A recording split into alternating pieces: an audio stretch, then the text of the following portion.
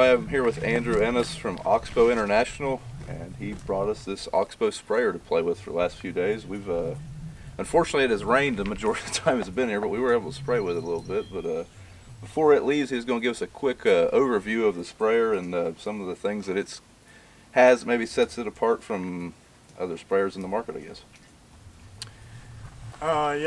We can start with a quick who Oxbow is. We're a series of factories in the United States and Europe. This machine is made in western New York, between Buffalo and Rochester. We've got options on the machine like 1,200 gallon, 1,600 gallon tanks. The machines we built so far are built with 120 foot booms, but we can go anywhere from 80 foot, 90 foot, 100 foot, 132 foot, 6.5 feet of crop clearance, 4-wheel steer is an option. Basically the options that you'll find on about any sprayer that's on the market today, such as injection systems, Hawkeye nozzle body control, 4-wheel steer, things like that, you'll find on as options on our machine. So I guess we can walk around it if you'd like. And Yep. I'm running a Scania engine, high efficiency European engine. We only need to run it at about 1,750 RPMs, which is nice, fuel efficient. We're running all big engines, a 9.3 liter engine, so that helps, doesn't have to work so hard. What horsepower ranges are those coming? So 316 horse up to 350 horse on the 1,600 gallon machines. So we really don't do a lot to the chassis to go to 1,600 gallon. These chassis and frames are all rated 416, so we don't have to make a lot of changes, which is nice. You will notice on the back here that the machines are all made to be 4-wheel steer. So if we want to turn them into a 4-wheel steer, all we have to do is just add cylinders and add some switches and turn this machine into a 4-wheel steer, which is nice. Okay. Back to the engine. It seems like I remember when I was running it, there's some kind of eco management system on it or something like that. I mean, we were running fairly low RPMs, I thought, for what we were doing. Right. So if we want, the joystick will control our RPM increase. So as we go forward, A little bit more like a CVT, I guess, than a hydrostat. It'll tell the engine to increase its RPMs as we move forward. Okay. And so we can turn that option off if we want. So if we want high RPMs, Power all the time. all the time, we can sure do that. But meanwhile, it might help with fuel economy. What kind of fuel economy are you seeing out of these? I think we're going to see, depending how hard you run it, anywhere from 6 to 10 gallons per hour. Okay. So, which, like I said, is nice. We've seen machines in the field, some of the competitors that might be running upwards of 12, 14 gallons an hour. Yeah, I think that's more what we're accustomed to. Yeah, so we've been pretty impressed so far, and that's good. And that also helps to have that economy mode, so that when you slow down, the engine slows down, and you speed up, the engine speeds up, so you're not going full bore all day. Perfect. So that's nice. As we walk under the machine, as I noted before, we got 6.5 feet of crop clearance. We've got a nice clean underbelly with steel lines. We don't have a lot of harnesses and hydraulic lines that are all zip tied together in a bundle. We've got a nice open rack of steel lines, easy to clean, easy to blow out, easy to access, which is very nice. We've got a lot of compliments on the cleanliness of the under chassis. Nothing's out of reach, nothing is hidden, which is nice. And then if a customer chooses, we can put full belly pans on the underside. So if you're going to do a lot of tall crops, we get into anything like grapes and blueberries, along with fungicide and standing corn and small orchards, and just a lot of different tall crops, and we can put belly pans on the underside. So this is a nice aluminum boom. It definitely holds solid in the field. It holds still, which got a lot of compliments on it.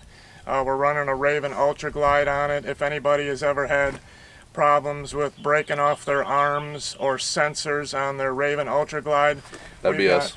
We've got custom made all steel arms and shields. So it's another thing that's worked out well for us. We can run them through the tree branches and not break them off. So that's definitely. What's the manufacturer of the boom? Do you guys make that, or is it subbed out? Or? Yeah, it's Millennium Booms. Okay. So a good boom making company, very experienced at it, and they do an awesome job. So yeah, I was pretty impressed driving it through the field that with our Miller, it's not like a truss boom like this. So I mean, we get a lot of flex out of it. A lot of bounce. Yeah. So how this thing holds still is just very impressive. So even if you're feeling a couple bounces, you look out to your boom and it's absolutely holding still. Yeah. So that's nice. We can go and we can walk up topside and check out our cab and our catwalk, and we've got catwalks that go all the way around. Plenty of room to find stuff and fix stuff. And then I like on this side of the tank where we've got already a rail to hold our injection systems, so we can put 1 or 2 or 3 or 4, or we can custom make a larger tank. They're all going to be stainless. Will they be hanging down here? Yep, okay. They'll be hanging. So they hang up here, they're going to get lost on a bridge. Right.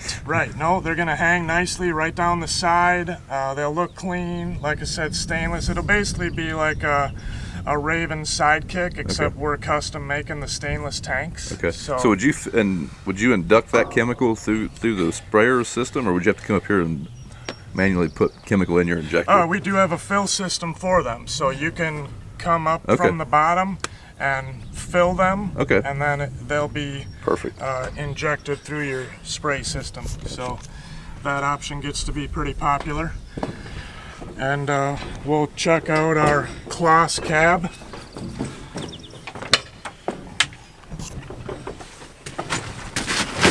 Nice buddy seat, nice refrigerator. Actually has a refrigerator that you can turn on and off. Fairly roomy cab. We'll notice in this cab we're running an ag leader control system, where we have a choice of either ag leader or Raven Viper for control systems, and the rest of it is pretty simple. A common sprayer joystick and all our controls over on the right, and seat adjustments and climate control and all the above. Yeah, so, and then all the settings for the actual sprayer run through that screen at the top then? Right, yep. So right on the chassis screen up here, we'll have screens that show, what the chassis is doing, along with a nice diagram of the plumbing system. And we can see if the pump is running, we can see which valves are open, if our primary sump is open, our rinse sump is open, or we've got like an air boom blowout system that we can use. And so it's nice to see the status of the plumbing system and what it's doing and what valves are open. So that's definitely a handy screen and very useful. That'll come up here in a second. So right here, where it's got a product tank, rinse tank, an air tank, which valves are open, which valves are closed. We've got ability to control our agitation, our tank rinse system, It'll also show us which boom sections are on and off. So that's nice. Not only will our ag leader screen show that, but this chassis screen will also show that. So okay, that's proprietary. You guys make this screen yourself? Correct, correct. So this screen will come with all sprayers, and then this screen down here will choose between ag leader and Raven. So perfect. Andrew, you guys are pretty new in the sprayer market. I noticed the serial number on this one was 11, so is this the second year of production for these then? Or? Yes, this is second year of production. We are not new to the sprayer market, as we've been a Miller dealer for 20 years, and we just decided that being a manufacturing company like we are, that we're gonna just go out and build our own machine. Yep. And so we're definitely excited about it, and kind of build it the way we want it, build it with the specs we want it. We can also put our detasseling bars on the front of it. Okay. So that's something that we've always been doing with sprayers, along with our dedicated detasseler chassis that we build, and then of course on the other side of the application equipment line is the spreader market. So okay, we're making our 3-wheeled spreaders and 5-wheeled spreaders for lime and fertilizer and litter and compost and all the above. So we're coming out with the full application line. Okay. So we're definitely excited about that. Yeah. If someone was interested in one of your products, where would be the best place to find a dealer? Or I guess you guys don't really use a dealer network. You guys sell direct from the manufacturer, correct? Correct. We are factory direct. My office is in northern Indiana. All our offices are owned by the factory, but with factories in New York, Wisconsin, and Washington State, we can call the factories and deal with the factories, or our remote offices throughout the Midwest, Indiana, Illinois, Iowa. We've got an office in California. So all these offices can be reached, and we've got fleets of service trucks on the road.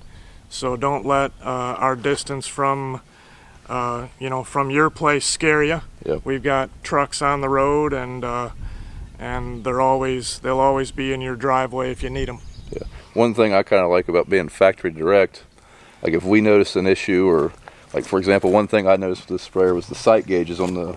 It's kind of hard to see from the ground. It does have a digital counter, which is nice, but being that you guys are factory direct, I mean, it's pretty easy for him to relay that to the people that design that. Right. So I mean, that's kind of a nice feature. Right. There's no dealing with a big corporate company trying to get that to them. I guess that's kind of neat. Correct. Well, you'll have at times you'll have our engineers visiting you in person. You can always call and talk to us. We can talk to the engineers. If you insist, you can talk to them.